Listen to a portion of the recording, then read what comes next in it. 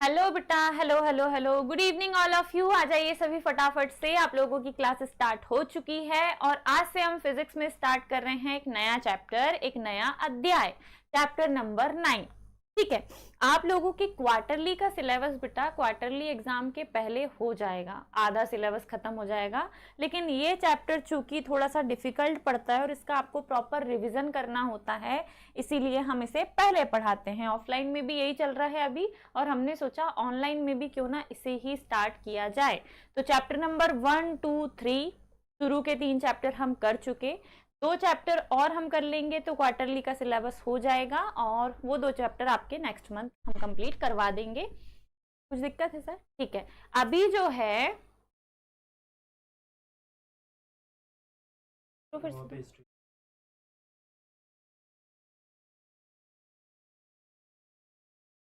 चलिए, good evening all of you. पता नहीं शायद तो भी कुछ ग्लिच हो गया था। हम स्टार्ट कर रहे हैं आज से नया चैप्टर, एक नया अध्याय जिसका नाम है किरण प्रकाशिकी एवं प्रकाशिक यंत्र, जो कि है बेटा चैप्टर नंबर 9।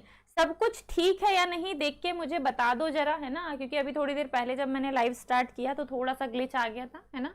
सर ने बोला कि कोई दिक्कत है मैडम, तो तुम लोग देख के बता देना।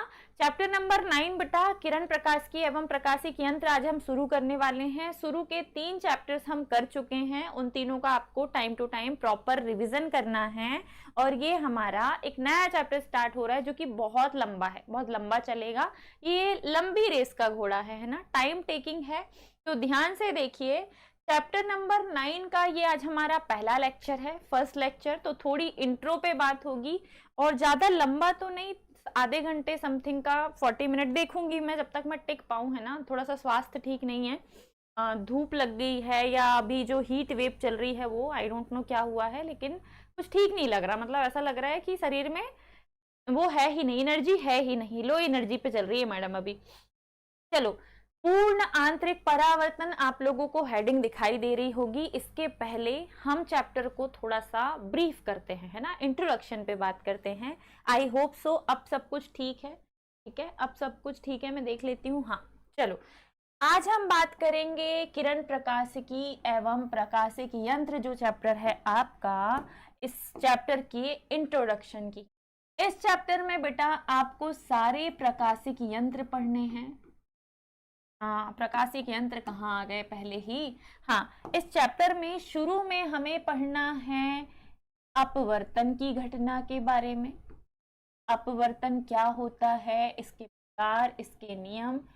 फिर हम पढ़ेंगे पूर्ण आंतरिक परावर्तन। तो आज तो मैं यहीं से शुरू करने वाली हूँ, पूर्ण आंतरिक परावर्तन। फिर पूर्ण आंतरिक परावर्तन के पश्चात हम बात करेंगे परावर्तन की, रिफ्लेक्शन की, है ना।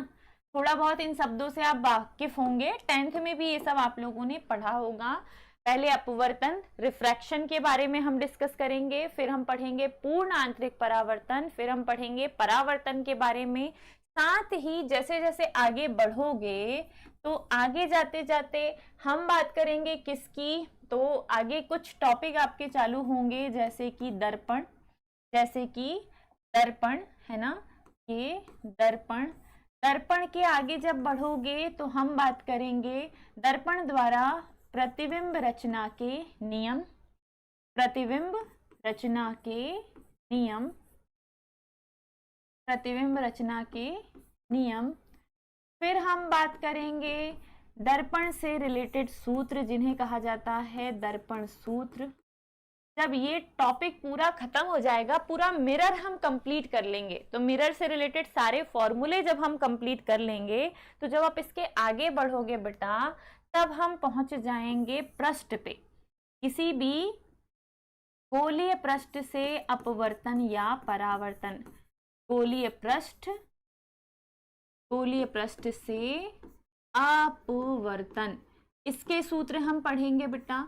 जब ये खत्म हो जाए तो हम बात करेंगे लेंस की, और लेंस से रिलेटेड सारे सूत्र, यानी कि लेंस सूत्र। लेंस टॉपिक पूरा हम कवर करेंगे। जब ये भी खत्म हो जाएगा, है ना, रुको जरा सब्र कर लो, गोलीय पृष्ठ, ओके, फिर हम बात करेंगे किसकी, लेंस हो गया, लेंस सूत्र हो गया, लेंस निर्माता सूत्र हो गया। फिर हम आएंगे बेटा प्रिज्म पे, फिर हम आएंगे क्या, प्रिज्म पे। और प्रिज्म के आगे जब आप बढ़ोगे, प्रिज्म से रिलेटेड सारे सूत्र पढ़ने के बाद हम आएंगे प्रकाशिक यंत्र पे। और प्रकाशिक यंत्र में बेटा हम बात करेंगे सूक्ष्मदर्शी की और दूरदर्शी की, जो माइक्रोस्कोप होता है उसकी और जो टेलीस्कोप होता है उसकी। इतनी सारी चीजें हमें इस चैप्टर में पढ़नी है और बहुत कुछ है छोटा मोटा जो आपको यहाँ पे समझ में नहीं आएगा। जैसे जैसे आप चैप्टर में आगे बढ़ोगे वैसे वैसे आप समझते चलोगे। चैप्टर का नाम है किरण प्रकाश की एवं प्रकाशिक यंत्र। तो प्रकाश से रिलेटेड जितनी घटनाएं होने वाली हैं, चाहे वो परावर्तन हो, चाहे अपवर्तन हो, चाहे पूर्ण आंतरिक परावर्तन हो, इमेज फॉर्मेशन, आप अपने आप को कैसे मिरर में देख पाते हो, सारी चीजें आपको पढ़ने को मिलेंगी इस चैप्टर में। ठीक है, शुरुआत हम इसकी थोड़ी सी इजी करेंगे, आसान करेंगे। जैसे जैसे जैसे आप आगे बढ़ते जाओगे वैसे वैसे चैप्टर जो डिफिकल्ट होता चलेगा। तो अगर आपका एक भी लेक्चर मिस आउट होता है तो आगे की चीजें जो हैं वो थोड़ी सी समझ से परे हो जाएंगी, है ना। एक भी लेक्चर अगर छूटा तो आगे जो चीजें हैं वो परेशान करने लग जाएंगी। ठीक है, चलो अगर बीच में अटक जाऊं या कुछ हो जाए तो बता देना, ऐसे सोते मत रहना, है ना, थोड़ा सा बीच बीच में बता दिया करो। तो शुरुआत करते हैं किससे, अपवर्तन से। शुरुआत करते हैं किससे, अपवर्तन। हमारे पास अपवर्तन की घटना के लिए रिफ्रैक्शन,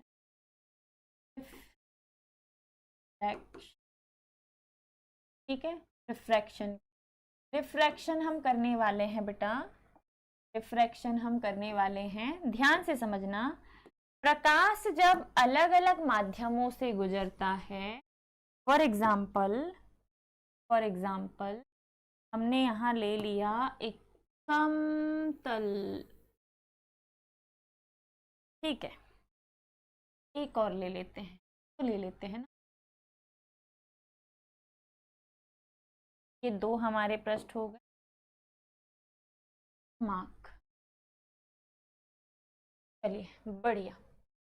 हाँ, ये जो आपने लाइन खींची है ना, इस लाइन के ऊपर वाला माध्यम मान लो यहाँ जो है वो है वायु, यानी कि एयर, और नीचे जो है वो है जल या कांच ले लेते हैं। क्या ले लेते हैं बच्चा, कांच ले लेते हैं, ग्लास, कांच यानी ग्लास। ठीक इधर भी वैसा, पर उल्टा कर दीजिए। ऊपर वाला जो माध्यम है वो है कांच, से कहा जाता है ग्लास। नीचे वाला माध्यम है बेटा वायु, इसे, ठीक है, ध्यान से समझना। हम पढ़ रहे हैं, मैम फ्रेम में ही रहिए। हाँ सर मैं फ्रेम में ही हूँ। ऊपर वाला जो माध्यम है, एक तरफ हमने वायु लिया है, दूसरी तरफ हमने कांच लिया है। इस तरफ हमने नीचे कांच लिया है, इस तरफ हमने नीचे क्या लिया है, वायु लिया है। अब करना क्या है, तो वापस से शेप ले और डन।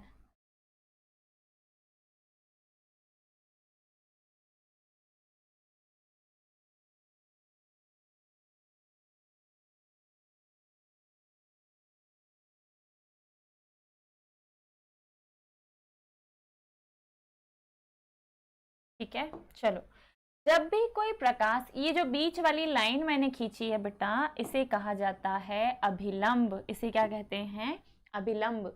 हम समझ रहे हैं अपवर्तन को, हम बात कर रहे हैं किसकी, अपवर्तन की, रिफ्रैक्शन की। तो जब कोई प्रकाश किरण एक माध्यम से दूसरे माध्यम में प्रवेश करती है, यहाँ पे कोई प्रकाश किरण वायु से चल के जा रही है कांच में, कोई प्रकाश किरण वायु से जल के कहाँ जा रही है बेटा, कांच में जा रही है। क्या ये ऐसे रही है ना, क्या ये ऐसे रही है, सीधे सीधे सीधे सीधे सीधे, जैसे आई वैसे ही निकाल दो। इधर भी यही करना है। कांच से चल के कहाँ जा रही है बेटा, वायु में। प्रकाश किरण कांच से चल के कहाँ जा रही है, वायु में, ऐसे जा रही है। जाने दो इसे, ऐसा इसे सीधा,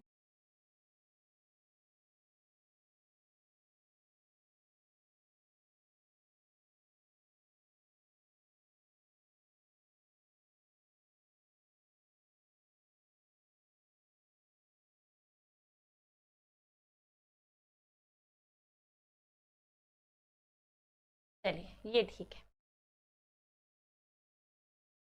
जा ये ऐसे रही थी, लेकिन हुआ क्या कि रास्ते में ही ये अपने मार्ग से भटक गई। जैसे ही प्रकाश किरण एक माध्यम से दूसरे माध्यम में जाती है, ये अपने मार्ग से विचलित हो जाती है। मतलब जाना जैसे चाहिए, ये वैसे ना जाकर कुछ और दूसरे उस पे, दूसरे रास्ते पे या दूसरे मार्ग में क्या हो जाएगी, विचलित हो जाएगी। ध्यान से समझना, जब कोई प्रकाश किरण एक माध्यम से दूसरे माध्यम में जाती है तो वह अपने रास्ते से विचलित हो जाती है। जाना ऐसे चाहिए, ऊपर वाला माध्यम है वायु, वायु को कहा जाता है बच्चा विरल माध्यम। नीचे वाला माध्यम है कांच, कांच को कहा जाता है सघन माध्यम। अब इस तरफ कांच है तो कांच हो जाएगा सघन माध्यम, और वायु है तो वायु हो जाएगा कौन सा माध्यम, विरल माध्यम। देखो, जिस भी माध्यम में कण बहुत अधिक पास पास होते हैं, जैसे कि कांच, वो है कौन सा माध्यम, सघन। जिसमें कण बहुत अधिक दूर दूर है वो होता है विरल। तो अगर कांच और जल की बात होगी, मतलब द्रव और ठोस की बात होगी, तो द्रव जो हो जाएगा वो विरल माध्यम हो जाएगा, कांच जो हो जाएगा वो सघन माध्यम हो जाएगा। वायु और जल की बात होगी तो वायु विरल माध्यम होगा, जल जो है, वाटर जो है, वो सघन माध्यम हो जाएगा। तो जिस माध्यम में कण बहुत अधिक पास पास होते हैं वो सघन माध्यम होता है, जिस माध्यम में कण बहुत अधिक दूर दूर होते हैं वो विरल माध्यम होता है। अब हुआ क्या, जब कोई प्रकाश किरण विरल माध्यम से सघन माध्यम में जाती है, विरल से सघन में जाती है, तो ये अभिलंब की ओर झुक जाती है। विरल से सघन में जाने पर ये जो प्रकाश किरण है ये अभिलंब की ओर झुक गई। ऐसे जा रही थी सीधे सीधे, ये अभिलंब की ओर क्या हो जाती है, झुक जाती है। वहीं जब कोई प्रकाश किरण सघन माध्यम से विरल माध्यम में प्रवेश करती है तो सघन से विरल में सीधे निकल रही थी बेटा, लेकिन जैसे ही ये अपवर्तक पृष्ठ से टकराई, मतलब वो पृष्ठ जहां से माध्यम क्या हो रहे हैं अलग अलग, तो सघन माध्यम से विरल माध्यम में जाने पर ये जो प्रकाश किरण है ये अभिलंब से दूर हट जाती है। देखो, दो कंडीशन है, प्रकाश किरण का एक माध्यम से दूसरे माध्यम में जाने पर अपने मार्ग से विचलित हो जाना, अपने रास्ते से भटक जाना, इसी को कहा जाता है अपवर्तन। अभी हम अपवर्तन से पूर्ण आंतरिक परावर्तन पर भी पहुंचेंगे, लेकिन पहले हम बात करते हैं किसकी, अपवर्तन की। ध्यान से समझिएगा, जब कोई प्रकाश किरण विरल माध्यम से सघन माध्यम में प्रवेश करती है तो सीधे सीधे जा रही थी, लेकिन जैसे ही माध्यम बदला ये अभिलंब की ओर झुक गई। इस स्थिति में आपतन कोण यानी कि आई, अपवर्तन कोण यानी कि आर, इन दोनों के मानों में हो जाएगा अंतर। आपतन कोण अधिक होगा, बड़ा होगा, अपवर्तन कोण का मान कम होगा। यहाँ पे आई जो है वो बड़ा होगा किससे, आर से, आर का मान कम हो जाएगा, आई का मान ज्यादा हो जाएगा। दूसरे तरफ देखोगे तो अब माध्यम अलग है। अब ये प्रकाश किरण सघन से कहाँ जा रही है, विरल में। सघन मतलब जहां कण अधिक पास पास हैं, विरल का मतलब जहां पे कण जो है बच्चा वो दूर दूर है। तो जब ये प्रकाश किरण सघन माध्यम से विरल माध्यम में जाएगी तो होगा इधर का उल्टा। अब ये जा ऐसे रही थी सीधे सीधे, और जैसे ही अपने रास्ते से भटकी यह अभिलंब से दूर हट गई।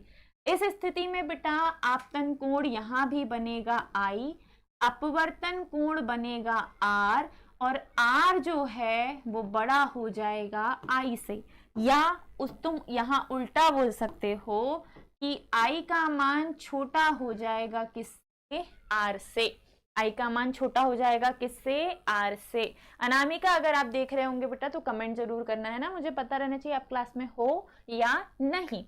अपवर्तन क्या है, तो प्रकाश किरण का एक माध्यम से दूसरे माध्यम पे जाने पर अपने मार्ग से विचलित हो जाना, अपने मार्ग से भटक जाना, इसी घटना को हम क्या कहते हैं, अपवर्तन कहते हैं। कंडीशन, जब प्रकाश किरण विरल से सघन माध्यम में जाती है तो अभिलंब की ओर झुक जाती है। जब प्रकाश किरण सघन से विरल में जाती है तो अभिलंब से दूर हट जाती है। विरल से सघन में जाने पर आपतन कोण का मान अधिक होता है, अपवर्तन कोण का मान कम होता है। आई जो है बच्चा वो है आपतन कोण, ठीक है। आर जो है वो है अपवर्तन कोण, और विरल से सघन में जाने पर आपतन कोण का मान अधिक होता है, अपवर्तन कोण का मान कम होता है, ठीक है। डन, यस मैम, ओके बेटा। चलो, क्या ये आपको समझ में आया कि अपवर्तन क्या है? क्या आपको समझ में आ गया बेटा अपवर्तन क्या है? इफ यस तो अब हम इसे थोड़ा सा डिफाइन करते हैं, है ना। अगले पेज पे हम लिखते हैं इसकी डेफिनेशन। हम लिख रहे हैं अपवर्तन, अपवर्तन, है ना। डेफिनेशन क्या है अपवर्तन की? प्रकाश किरण का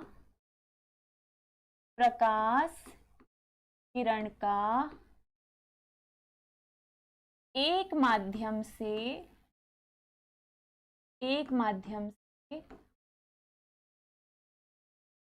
दूसरे माध्यम में जाने पर,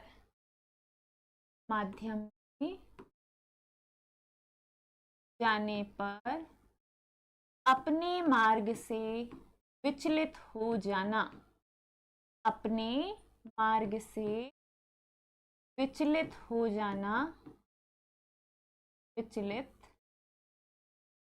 जाना, अपवर्तन कहलाता है, अपवर्तन कहलाता है, ठीक है। प्रकाश किरण का किसी भी एक माध्यम से दूसरे माध्यम में जाने पर अपने मार्ग से विचलित हो जाना क्या कहलाता है? अपवर्तन। अभी तुम लोगों ने देखा कि जब प्रकाश किरण एक माध्यम से दूसरे माध्यम में गई तो ये अपने मार्ग से क्या हो गई? विचलित हो गई। अब अपवर्तन के नियम भी हैं कुछ। अपवर्तन के क्या है बेटा? नियम है। अब नियम क्या है? तो ये आपका पढ़ा हुआ है। पहला नियम तो बड़ा ही आसान है। फर्स्ट नियम जो है वो क्या है? पहला नियम बोलता है आपतित किरण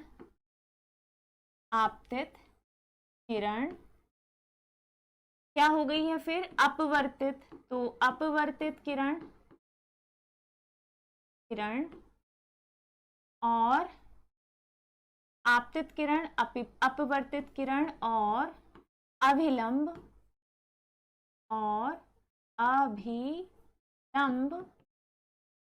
तीनों एक ही तल पर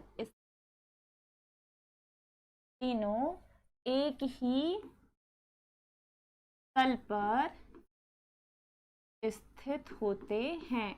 ये तो आप लोगों को पहले से याद है बेटा, इसमें कोई चमत्कार नहीं है कि भैया आपतित किरण, ये रही आपतित किरण, ये रही अपवर्तित किरण और बीच वाली रेखा है अभिलंब, तीनों एक ही तल एक ही बिंदु पर स्थित होते हैं। ये परावर्तन के लिए भी लागू होगा बेटा, ये जो है ये परावर्तन के लिए भी लागू होगा।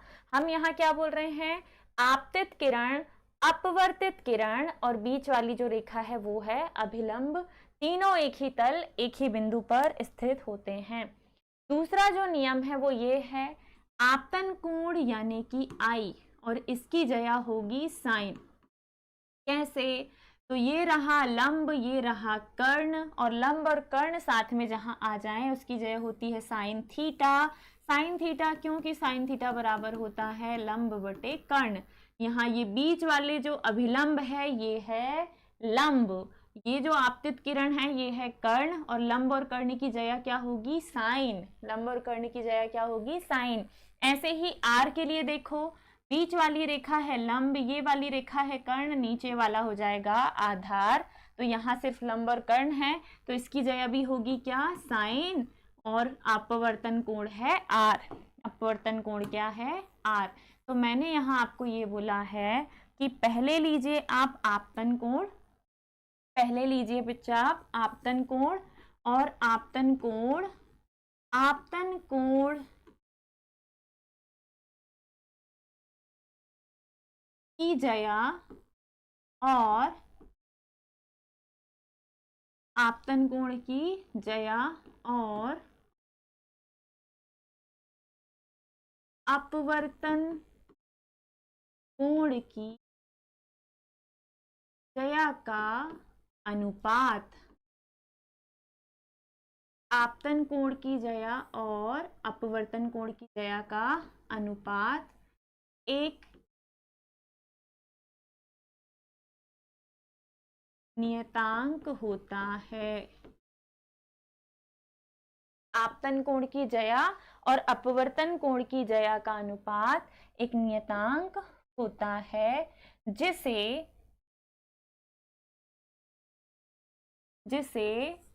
उस माध्यम का, जिसे उस माध्यम का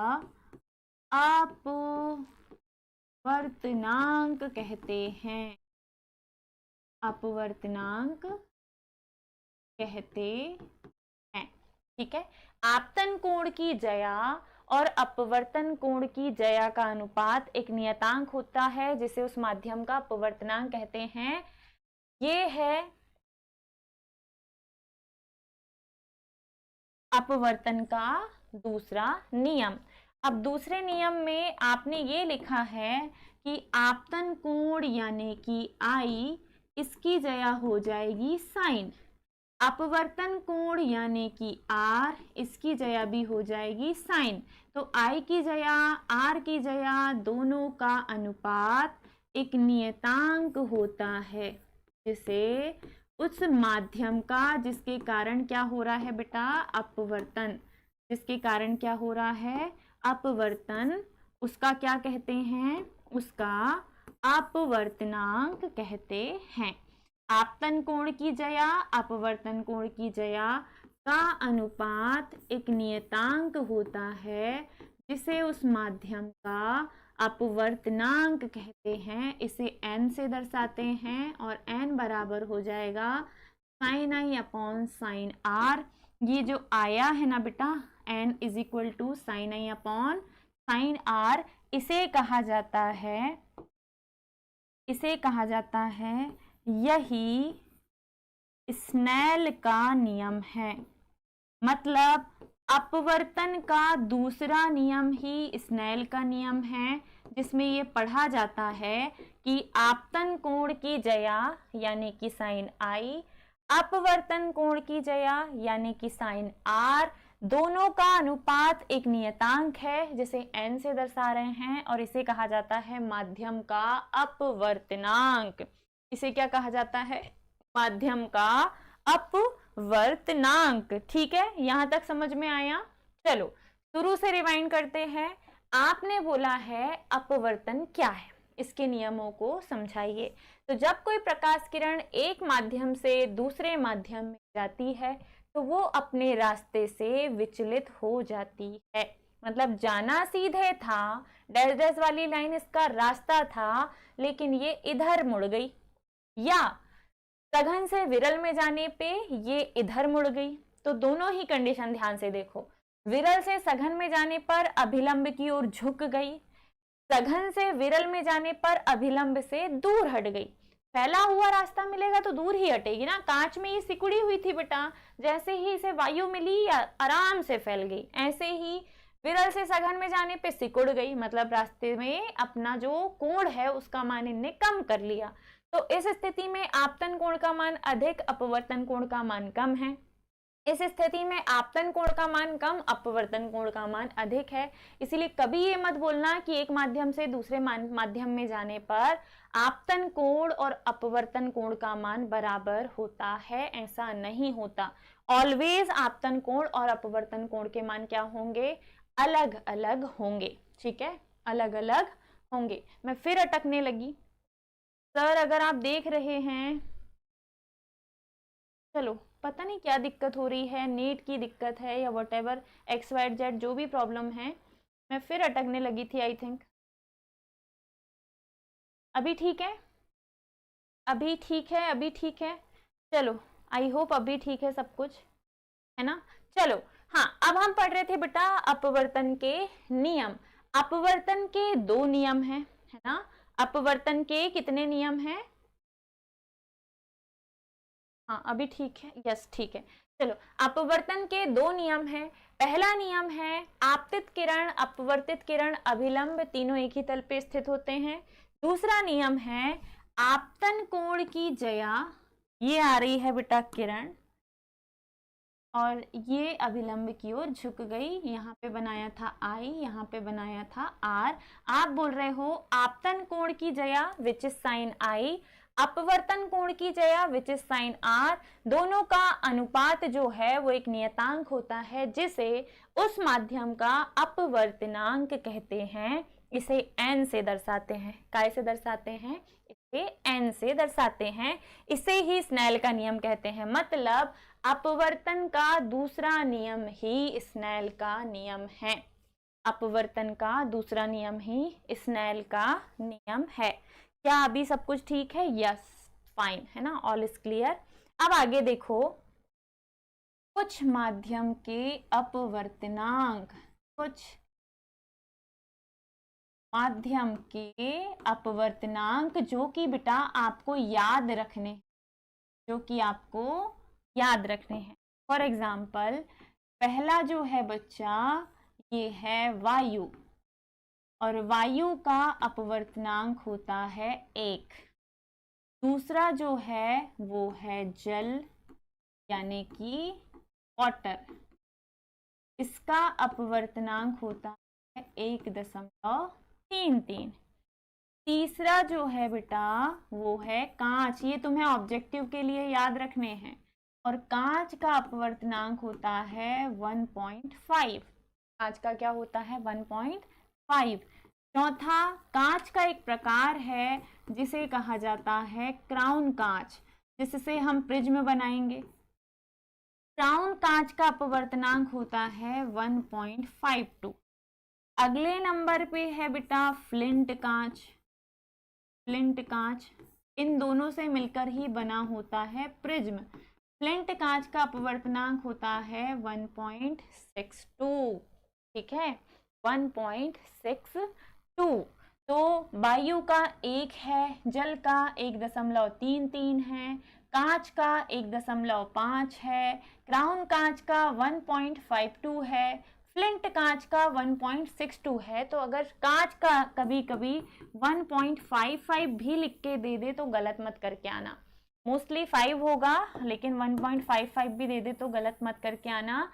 ये जो है बेटा ये हैं कुछ माध्यम के अपवर्तनांक, है ना। ये क्या है? कुछ अलग अलग माध्यम के अपवर्तनांक हैं। अभी ठीक है सब? चलो बढ़िया है ना। मैंने क्या बोला अभी? अपवर्तन हमने समझा। अपवर्तन के दूसरे नियम को हमने कहा ये किसका नियम है? स्नेल का नियम। स्नेल का नियम बोलता है कि आपतन कोण की जया, अपवर्तन कोण की जया, इन दोनों का अनुपात एक नियतांक होता है। इस नियतांक को माध्यम का अपवर्तनांक कहते हैं। इस नियतांक को माध्यम का अपवर्तनांक कहते हैं। उस माध्यम का अपवर्तनांक कहते हैं। यही स्नेल का नियम है। मतलब अपवर्तन का दूसरा नियम ही स्नेल का नियम है। अब जिस पृष्ठ के कारण अपवर्तन हो रहा है, अगर प्रकाश किरण वायु से जल में जा रही है तो हम जल का अपवर्तनांक लेंगे। हम किसका अपवर्तनांक लेंगे? जल का। अगर जल से वायु में जा रही है तो हम वायु का अपवर्तनांक लेंगे। अगर कांच से जल में जा रही है तो भी हम जल का अपवर्तनांक लेंगे। तो ऑलवेज जिसके कारण अपवर्तन होगा, चाहे वो विरल माध्यम हो चाहे वो सघन माध्यम हो, जिसके कारण अपवर्तन होगा हम उसका ही अपवर्तनांक लेंगे। है, हम उसका ही क्या लेंगे? अपवर्तनांक लेंगे। आज का जो मैंने टॉपिक दिया था वो था तो पूर्ण आंतरिक परावर्तन, लेकिन मैंने आपको अपवर्तन समझा दिया। क्या समझा दिया बेटा? अपवर्तन। साथ ही आपको कुछ अलग अलग माध्यमों के अपवर्तनांक विकल याद करके आने हैं। ठीक है, आज मैं पूर्ण आंतरिक परावर्तन नहीं करवा पाऊंगी क्योंकि स्टार्ट करूंगी तो पूरी एक लेक्चर खत्म हो जाएगा। तो कल हम पढ़ेंगे बेटा पूर्ण आंतरिक परावर्तन, जिसके लिए आपको ये कंडीशंस याद करके आनी। क्या कि विरल से सघन में जाने पर क्या होगा, सघन से विरल में जाने पर क्या होगा। तो मैं ये लिखवा भी सकती हूं तुम्हें, क्या यहाँ पे है ना, अपवर्तन। पहला, जब प्रकाश किरण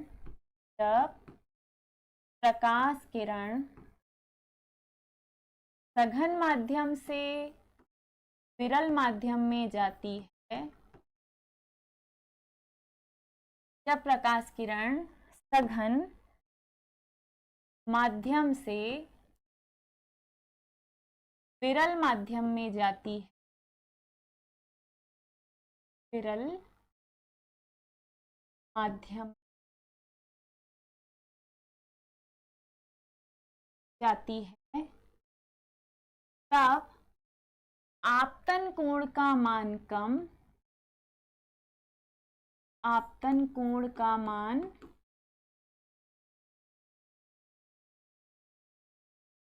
कम और अपवर्तन कोण का मान अधिक होता है। अपवर्तन कोण अधिक होता है, ये क्योंकि पूर्ण आंतरिक परावर्तन में लगेगा आपको। जब प्रकाश किरण सघन माध्यम से विरल माध्यम में जाती है तब आपतन कोण का मान कम, अपवर्तन का मान अधिक होता है। आपतन कोण का मान कम, अपवर्तन का मान अधिक होता है। तब R बड़ा होगा किससे? I से। R बड़ा होगा किससे? I से। डन। 7 बजे से केमिस्ट्री की क्लास होगी। Okay sir. दूसरा इसका उल्टा कर दो। जब प्रकाश किरण विरल माध्यम से सघन माध्यम में जाती है, विरल माध्यम से सघन माध्यम जाती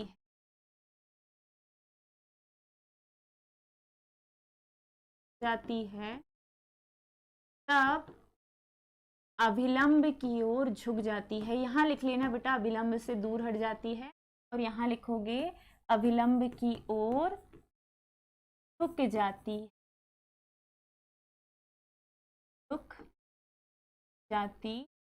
है, तब आपतन कोण का मान अधिक, विरल से सघन में जाएगी। आपतन कोण का मान अधिक और अपवर्तन कोण का मान कम होता है। अपवर्तन कोण का मान कम होता, सघन से विरल में जाने पर अपवर्तन कोण का मान ज्यादा होगा, विरल से सघन में जाने पर आपतन कोण का मान ज्यादा होगा। आपतन कोण जो है वो है I, ये अब बड़ा हो जाएगा किससे? अपवर्तन से, जो कि है R। आपको ये कल लगेंगे बेटा पूर्ण आंतरिक परावर्तन के लिए। ठीक है, कल आपको इसकी जरूरत पड़ेगी। तो आज हमने जो समझा है डिटेल में वो है रिफ्रैक्शन। कल हम बात करेंगे टोटल इंटरनल रिफ्रैक्शन की, जिसमें हम डिस्कस करेंगे पूर्ण आंतरिक परावर्तन, इसके नियम, साथ ही क्रांतिक कोण, इसकी डेफिनेशन। ये हमारा कल का टॉपिक होगा। तो आई होप सो आज जो हमने पढ़ा है ये बहुत अच्छे से, हाँ ये याद कर लेना, माध्यम के अपवर्तनांक, अपवर्तन पूरा समझ के ये डायग्राम आपको बनाने हैं और ये हमें पूरे टॉपिक हमें इस चैप्टर में खत्म करने हैं जहाँ ये चैप्टर होता है समाप्त, है ना। आज बायोलॉजी की क्लास नहीं हो पाएगी, मैडम बहुत हाँफ रही हैं ना, मेरी तबीयत थोड़ी सी ठीक नहीं। तो जो बायो वाला बच्चा है, वैसे तो बायो वाले बच्चे गायब ही हैं अभी, है ना, गर्मी की छुट्टियां मना रहे हैं शायद। जितने भी बायोलॉजी वालों ने सब्सक्रिप्शन लेके रखा है आते नहीं है क्लास में, पता नहीं कहाँ जाते हैं, कब देखते हैं। तो ठीक है बेटा, बाय बाय। अगली क्लास 7 बजे से होगी आप लोगों की केमिस्ट्री की। ख्याल रखिएगा अपना, स्वस्थ रहिए, मुस्कुराते रहिए, जुड़े रहिए सरल एकेडमी के साथ। Bye bye, take care, Radhe Radhe.